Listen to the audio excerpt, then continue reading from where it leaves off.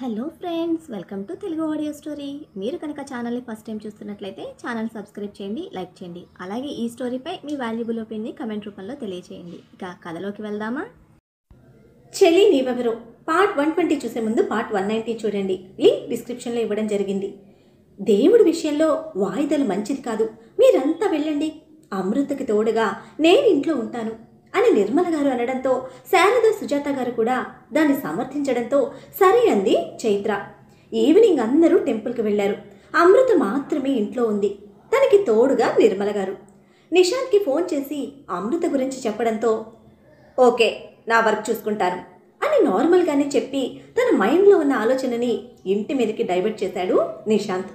But ఇంట్లో తల్లి ఉందన్న విషయం నిశాంత్కు తెలియదు, చైత్ర కూడా చెప్పలేదు. ఒంటరిగా ఉన్న అమృతతో మాట్లాడదామని చాలా ఉత్సాహంగా ఇంటికి వచ్చిన నిశాంత్ డైరెక్ట్గా పైన ఉన్న అమృత రూమ్కి వెళ్ళాడు. లైట్గా షివర్ అవుతూ పడుకుని ఉన్న అమృత కాళ్లకు గోరువెచ్చటి ఆలివ్ ఆయిల్ అప్లై చేస్తూ ఉన్నారు నిర్మల గారు. తల్లిని చూడడమే బిగుసుకుపోయి అమ్మా, నువ్వేం చేస్తున్నావు ఇక్కడ అని అడిగాడు నిశాంత్. అది అడగాల్సింది నేను, గుడికి వెళ్లకుండా ఇక్కడేం చేస్తున్నావు అంటూ అమృత కాళ్ళు బెడ్ మీద పెట్టి లేచి వస్తున్న తల్లిని చూసి ఆన్సర్ వెతుక్కుంటున్నాడు నిశాంత్. అన్నయ్య కూడా వచ్చాడా, నువ్వొక్కడివే వచ్చావా అని అడుగుతూ బయటకి తొంగి చూస్తున్న తల్లిని దాటి అమృతను ఓసారి చూసి ఏమైంది తనకి అన్నాడు. తను తనకు అమృత అంటూ అలా పిలవకు, తను నీకు కాబోయే వదిన, అంటే నా తర్వాత నాకులా నీకు అమ్మ వరస అనగానే భరించలేనట్టు కళ్ళు మూసుకున్న తన మొహం తల్లికి కనపడకుండా సైడ్కి టర్న్ అయ్యాడు నిశాంత్. నిర్మల గారు కొడుకు ప్రవర్తనకి ఇంకా చిన్నపిల్లాడిలా చెప్పించుకుంటున్నావు అని చిన్నగా మందలించి బాగా జ్వరంగా ఉంది, ఒళ్ళు కాలిపోతోంది, ఆయిల్ రాస్తున్నా, వేడి తగ్గుతుంది కదా అని ఎక్స్ప్లెయిన్ చేస్తూ ఉంటే అమ్మ వరస అన్న తల్లి మాటకి అక్కడ నిలబడలేక ఆవిడ చెప్పేది కూడా వినకుండా ఫాస్ట్గా కిందకి వచ్చేశాడు నిశాంత్. ఏమైంది వీడికి, చెప్పేది కూడా వినిపించుకోకుండా అలా వెళ్ళిపోయాడు? అసలు ఎందుకు వచ్చాడు, ఎందుకు వెళ్ళాడు, ఆ మాట చెప్పలేదే అని ఆలోచిస్తూ మళ్ళీ అమృత దగ్గరికి వెళ్ళి పాదాలు ఒడిలో పెట్టుకొని కూర్చున్నారు ఆయిల్ మద్దన చేయడానికి. ఎందుకు నాకే ఇలా జరుగుతోంది, ఎన్ని సంవత్సరాలు నీ ప్రేమ కోసం వెయిట్ చేశాను, ప్రతిసారి ఏదో ఒకటి ఎవరో ఒకరు మధ్యలో వచ్చి నిన్ను నా నుంచి దూరం చేస్తున్నారు. అప్పుడు ఆ రాణా, ఇప్పుడు నా అన్న, నీతో నేను కన్నులు కన్నాను, అటువంటి నిన్ను నాకు వా వా ఆ అక్షరం కూడా పలకలేని అతని ఆక్రోశం అంతకంతకు పెరిగిపోతూ ఉంటే నీకు నాకు మధ్యలో వచ్చిన వాళ్ళని వదిలిపెట్టను అని పంచుల మీద పంచులిచ్చి స్కిన్ చిట్లి బ్లీడ్ అవుతూ ఉంటే అప్పుడు తన కోపాన్ని ఆవేశాన్ని కంట్రోల్ చేసుకుంటూ వాష్రూమ్లోకి వెళ్ళాడు నిశాంత్. గుడిలో లక్కీ పేరు మీద పూజ ఫినిష్ చేసుకొని నెక్స్ట్ డే అందరికీ అన్నదానానికి ఏర్పాటు చేయమని చెప్పి చెక్ ఇచ్చి ఇంటికి రిటర్న్ అయ్యారు.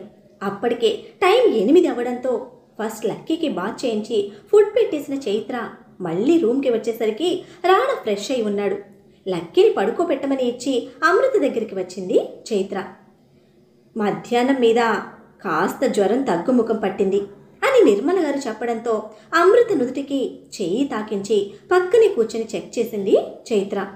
జావ తాగించాను, ఇప్పుడు కొంచెం పర్వాలేదు, నేను రాత్రికి కూడా ఇక్కడే ఉంటాను. పిల్ల ఊరికే భయపడుతోంది, దిష్టి తాకినట్టుంది, వికాస్కి ఆంజనేయ స్వామి గుడికి వెళ్ళి మంత్రించిన తాయెత్తు తీసుకురమ్మని చెప్పాను. వెళ్ళాడా అని ఆరాగా అడిగారు నిర్మల గారు. వెళ్ళాడమ్మా, ఈ పాటికి స్టార్ట్ అయి ఉంటాడు, వచ్చేస్తాడు కాసేపటికి, మీకు భోజనం పైకి పంపిస్తాను, ప్రొఫెసర్ సార్ కూడా ఉన్నారు, నేను వెళ్తాను అని చెప్పేసి కిందకు వచ్చేసింది చైత్ర. అందరూ భోజనం చేస్తూ ఉండగా తాయెత్తు తీసుకుని వచ్చాడు వికాస్.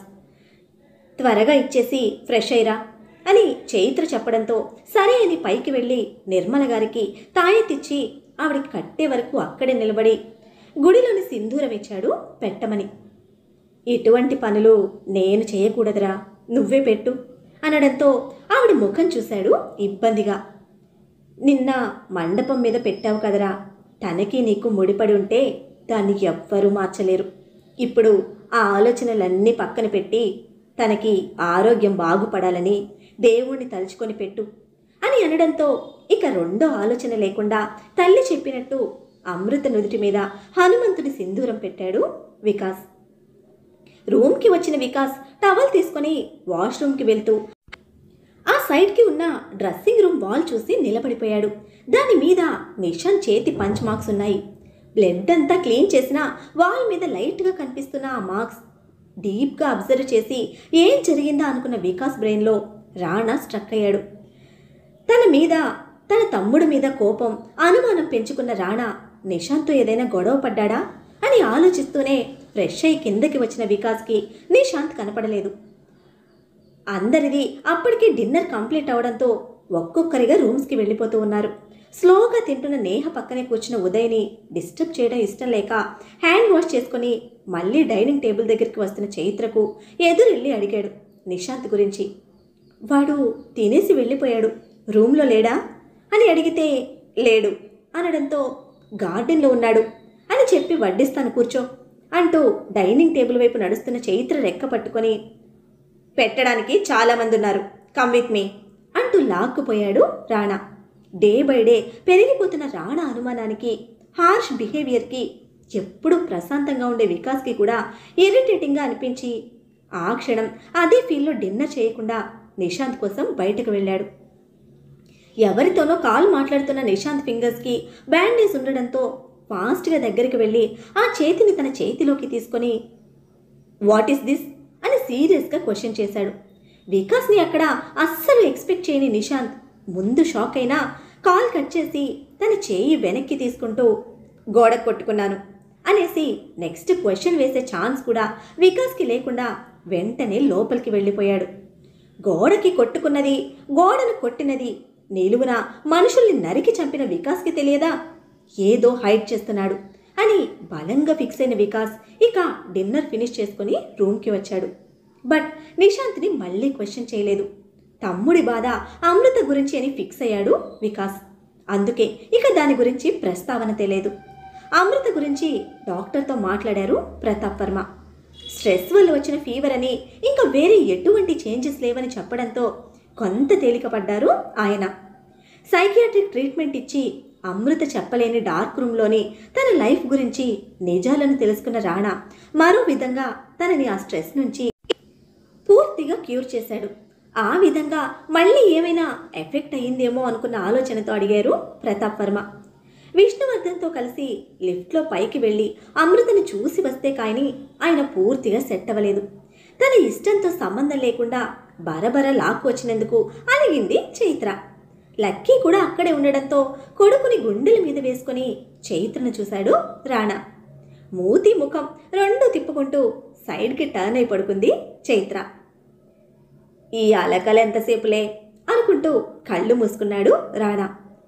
మ్యాటర్ ఏదైనా నన్ను దూరం పెడితే చంపేస్తా అని మార్నింగ్ ఇచ్చిన బాబు వార్నింగ్ అండ్ ఇద్దరి మధ్య దూరాన్ని యాక్సెప్ట్ చేయలేని చైత్ర మనసు ఎక్కువసేపు డిస్టెన్స్ మెయింటైన్ చేయలేక టర్న్ అయ్యి పిల్లిలా నెమ్మదిగా రాణాను అతుక్కొని కళ్ళు మూసుకుంది. తిప్పుకుంటూ పోయావు అని కళ్ళు తెరవకుండానే ఘాటుగా క్వశ్చన్ చేశాడు బాబు. తిరిగి వచ్చేసానుగా అంది చిన్న గొంతుకతో క్యూట్గా. మళ్ళీ పోతావుగా అని కళ్ళు తెరిచి హెడ్ టర్న్ చేసి చైత్రను చూస్తూ ఉంటే తల పైకెత్తి బాబు కళ్ళలోకి చూస్తూ పోతే వదిలేస్తావా? పట్టుకొని దగ్గరకు తెచ్చుకోవాలి, నన్ను బెదిరించడం కాదు, నువ్వు ఫాలో అవ్వు అని ఎదురు డెవిల్ బాబుకి వార్నింగ్ ఇచ్చి గట్టిగా హత్తుకొని పడుకుంది.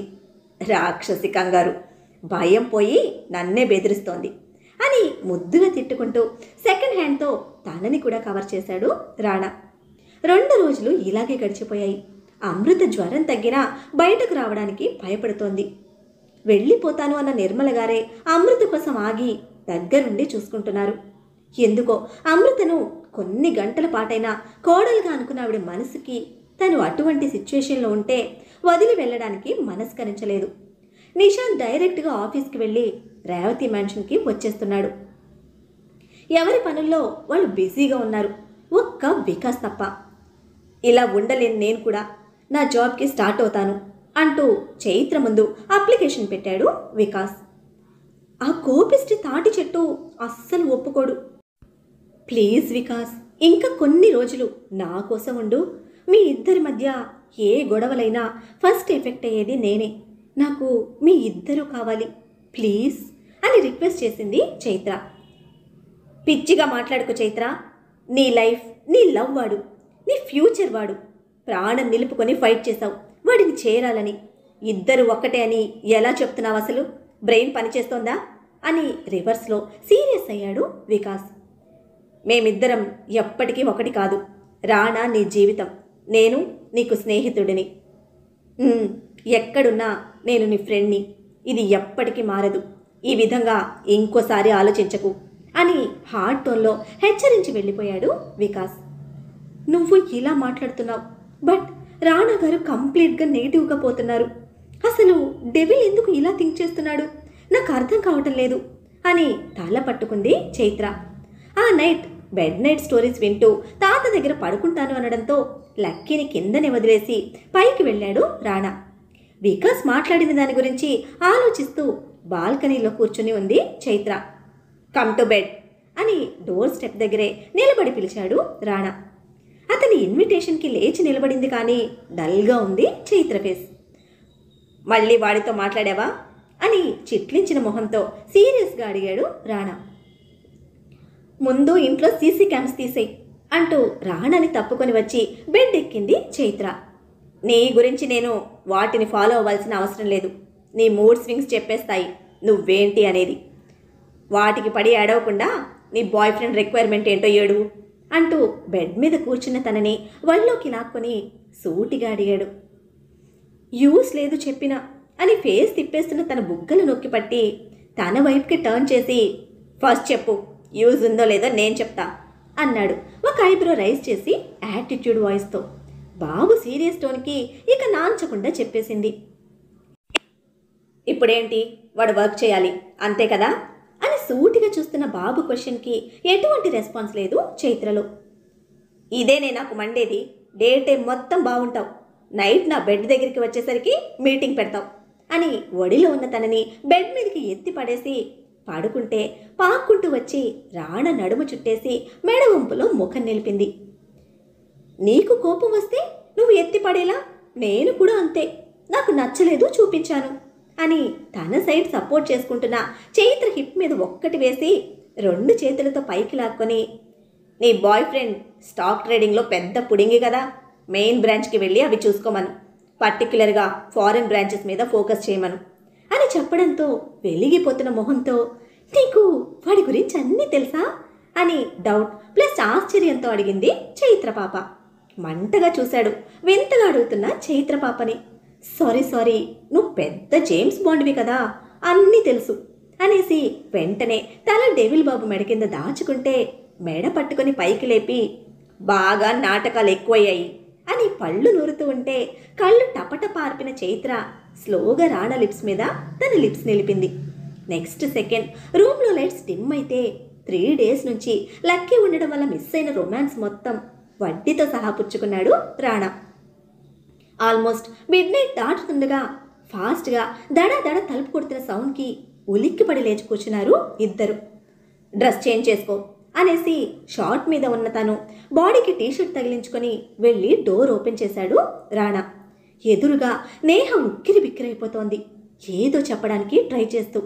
తన షోల్డర్ పట్టుకొని కుదిపేసి వాట్ అని రాణా గట్టిగా అరవడంతో భయంతో తన కంగారు కంట్రోల్లోకి తెచ్చుకొని అమృత స్ట్రేంజ్గా బిహేవ్ చేస్తోంది అనడంతో నెక్స్ట్ సెకండ్ వాయు వేగంతో రూమ్లోకి దూసుకొచ్చాడు రాణా. రూమ్లో లైట్స్ ఆన్ చేసి ఉండడంతో బెడ్ కార్నర్ బెడ్ ల్యాంప్ ర్యాంక్కి మూలగా కూర్చొని పిచ్చిగా జుట్టు పీక్కుంటూ పెద్దగా అరుస్తున్న అమృతను చూడడమే రాణా ఆహం ఆరాటం 2 ఆవిరైపోయాయి. మెలిపెడుతున్న గుండెతో పరుగున వచ్చి అమృతను దగ్గరికి తీసుకోవడానికి ట్రై చేస్తున్న రాణా చేతులను విసిరి కొట్టి, వాడు వచ్చాడు నన్ను ఎత్తుకుపోతాడు అని ఫేస్ మొత్తం రక్కేసుకుంటూ అరుస్తూ ఉన్న అమృత అస్సలు మన లోకంలో లేదు. డాక్టర్కి ఇన్ఫార్మ్ చేయి అని గట్టిగా అరిచి చెప్తూనే అమృత 2 చేతులు బలంగా తన చేతులతో హోల్డ్ చేసి పట్టుకొని తీసుకొచ్చి బెడ్ మీద కూర్చోపెట్టాడు రాణా. నేహ ఫోన్ తీసుకుని బయటకు వెళ్తూ ఉంటే చైత్ర తనకి ఎదురొచ్చింది. రూమ్లో నుంచి వినిపిస్తున్న అమృత అరుపులకి ఏడుపుకి స్ట్రైట్గా లోపలికి వచ్చి అమృతను చూడడమే చైత్ర అడుగులు ఆగిపోయాయి. Don't touch me, don't touch me, I hate you, I want to die, leave me, leave me అని రాణా నుంచి విడిపించుకోవడానికి ట్రై చేస్తూ పిచ్చి పిచ్చిగా అరుస్తున్న అమృతను ఫస్ట్ టైం అలా చూస్తూ ఉంది చైత్ర. కళ్ళు నీళ్లు నిండుతూ ఉంటే చలనం లేని బొమ్మలా నిలబడిపోయిన చైత్రను కమ్ అని రాణా గద్దించడంతో బెదిరి దగ్గరికి వచ్చి రాణా నుంచి విడిపించుకోవడానికి పెనుగులాడుతూ అతన్ని తన్నుతూ ఉన్న అమృత కాళ్లను గట్టిగా పట్టుకుంది చైత్ర. అమృత కండిషన్ చూస్తున్న తనకి తన బాడీ మీద ఎంతసేపు హోల్డ్ చేసి పట్టుకు ఉన్నా కంట్రోల్ కాకపోవడం తెలుస్తూ ఉంటే శక్తినంతా కూడా తీసుకొని చాలా బలంగా పట్టుకుంది. పిచ్చిదాన్లా పెనుగులాడుతూ ఉంది అమృత. వదలండి, I want to die, I don't want to stay here, please please నన్ను వదిలేయండి, నాకు ఈ చీకటొద్దు, నన్ను టచ్ చేయొద్దు, నువ్వు నా దగ్గరికి రావద్దు, I hate you, I hate you, చంపేసేయ్ నన్ను అని గుడ్లు తేలేసి అరుస్తున్న అమృతను అలా చూస్తున్న చైత్ర భయంతో బాధతో వణికిపోతోంది. ఇంతలోనే డాక్టర్ వచ్చారు. అమృతకి స్పెషల్గా స్టడీ చేస్తున్న ఆయనను అవుట్ ఆఫ్ కంట్రోల్ అయిపోతున్న తనకి వెంటనే ఇంజెక్షన్ వేయడంతో నిమిషాల మీద నెమ్మదిగా కళ్ళు మూసుకొని పడిపోయింది అమృత. పడిపోయిన తనని వదలటానికి కూడా మనసు రాలేదు చైత్రకు. కొన్ని నిమిషాల పాటు సునామీ సృష్టించిన అమృత తల మీద చేయి వేసి నిమురుతూ కళ్ళ నీళ్లతో అలానే తన పక్కనే కూర్చుండిపోయింది. అన్బిలీవబుల్, అమృతను మళ్ళీ ఇలాంటి కండిషన్లో చూస్తానని ఎక్స్పెక్ట్ చేయలేదు. వాట్స్ గోయింగ్ ఆన్ హియర్ అని డాక్టర్ సీరియస్గా అడిగేసరికి నేహను చూశాడు రాణా. సడన్గా సౌండ్ వచ్చేసరికి లేచి చూశాను బావా, రూమ్లో ఎవరో పరిగెడుతున్నట్టు అనిపించింది. లైట్ ఆన్ చేశాను, అది అమృత. రూమ్ మొత్తం పిచ్చిగా పరిగెడుతూ నన్ను చూడగానే ఆ కార్నర్కి వెళ్ళి కూర్చొని వాడు వచ్చాడు, నన్ను ఎత్తుకుపోతాడు, నేను చచ్చిపోతాను, నాకు ఆ చీకటి ప్రపంచం వద్దు అని పెద్ద పెద్దగా అరుస్తూ ఉంటే తనతో మాట్లాడడానికి ట్రై చేశాను. But she is not in sense, భయపడి నీ దగ్గరికి వచ్చాను అని క్లియర్గా చెప్పింది. ఓకే, ప్రెజెంట్ ఇంజెక్షన్ వేశాను, ఇక తను లేవదు, రేపు మార్నింగ్ హాస్పిటల్కి షిఫ్ట్ చేయాలి అని చెప్పి అమృత పల్స్ చెక్ చేసుకొని వెళ్ళిపోయాడు. Back door, Windows, front door అన్నీ చెక్ చేస్తూ ఉన్నాడు రాణా. డోర్ లాక్స్లోనే ఉన్నాయి బావా, ఎవ్వరూ రాలేదు అని రాణా సెర్చింగ్కి ఆన్సర్ ఇచ్చింది నేహ. ఓకే, ఈ నైట్ నేను ఇక్కడే ఉంటాను, నువ్వు ఉదయ్ రూమ్కి వెళ్ళు అని నార్మల్గానే చెప్పి అలానే వెతుకుతూ ఉన్నాడు తను. అమృతను చూసి వెళ్ళిపోయింది నేహ. బాల్కనీ డోర్ ఓపెన్ చేసుకొని బయటకు వెళ్ళాడు రాణా. లైట్స్ ఆఫ్ చేసి అమృత పక్కనే పడుకుంది చైత్ర. అప్పుడే పుట్టిన పసిబిడ్డలా సన్నగా వణుకుతున్న అమృత బాడీని చూస్తూ ఉంటే కన్నీళ్ళు ఆగటం లేదు చైత్రకు. ఎంతటి నరకం చూస్తే ఇంతలా భయపడుతుంది అనుకోగానే ఒక పక్క కోపం, మరో పక్క బాధ, భయం అన్నీ తనని చుట్టుముట్టేశాయి. ఉదయ్ రూమ్కి వచ్చి డోర్ తట్టడంతో మంచి నిద్రలో ఉన్నట్టు కళ్ళు నులుముకుంటూ వచ్చి 2 నిమిషాలకి డోర్ ఓపెన్ చేశాడు. ఎదురుగా నేహను చూసి షాక్ అయిన ఉదయ్కి నిద్రమత్తు ఎగిరిపోయింది. మరి అసలు అమృత పరిస్థితికి కారణమెవరు? అన్ని సీసీ కెమెరాస్, సెక్యూరిటీ దాటి ఆ మనిషి లోపలికి వచ్చాడా? మరి రూమ్లోనే ఉన్న నేహకు ఎందుకు తెలియలేదు? ఇప్పుడు అమృత కండిషన్ ఎలా ఉండబోతోంది? ఇప్పుడు రాణా తీసుకోబోయే స్టెప్ ఏమిటి? ఏం జరుగుతుందో తెలుసుకోవాలంటే నెక్స్ట్ ఎపిసోడ్ని ఫాలో చేయండి. అలానే ఈ ఎపిసోడ్ని లైక్ చేయడం మాత్రం మర్చిపోకండి. Bye friends.